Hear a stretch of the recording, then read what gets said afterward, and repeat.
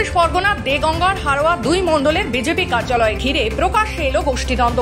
এক গোষ্ঠীর দলীয় কর্মীরা কার্যালয়ে তালা মেরে প্রতিবাদ জানানোর পর অপর গোষ্ঠীর কর্মীরা সেই তালা ভেঙে ঢুকে পড়েন ভেতরে।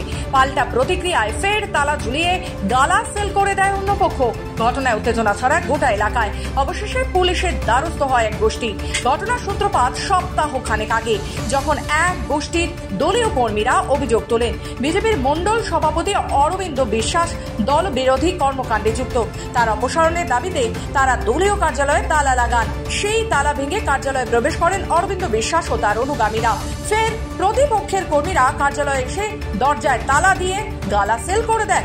অভিযোগ, বাইরের লোকজন নিয়ে দলীয় কার্যালয়ে তালা দেওয়া হয়েছে। সেই অভিযোগ নিয়ে দেগঙ্গা থানায় লিখিত অভিযোগ দায়ের করা হয়। যদিও বিজেপির জেলা ও মণ্ডল নেতৃত্ব গোষ্ঠীদ্বন্দ্বের অভিযোগ অস্বীকার করেছে। সংবাদ মাধ্যমের পক্ষ থেকে বারবার যোগাযোগের চেষ্টা করেও জেলা সভাপতি ও মণ্ডল সভাপতির কোনো প্রতিক্রিয়া পাওয়া যায়নি।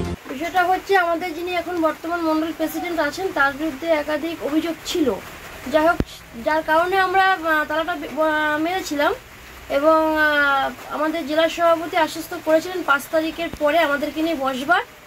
তো উনি মানে 5 তারিখের বসার আগেই আগামীকাল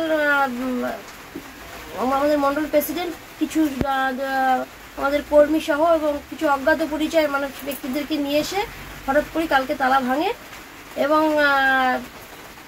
তালা ভাঙার পরে তারা ঘরে ঢোকে এবং আমরা পরবর্তীতে জানার পরে সেখানে গিয়ে আমরা আবার পুনরায় তালা দিই, বন্ধ করি।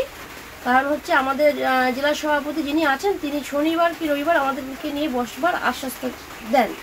এটা আমাদের কোনো গোষ্ঠীদ্বন্দ্ব নয়, একটা ভুল বোঝাবুঝির ব্যাপার আছে। উত্তর চব্বিশ পরগনা থেকে সুদীপ দেবের রিপোর্ট, খবর বাংলা।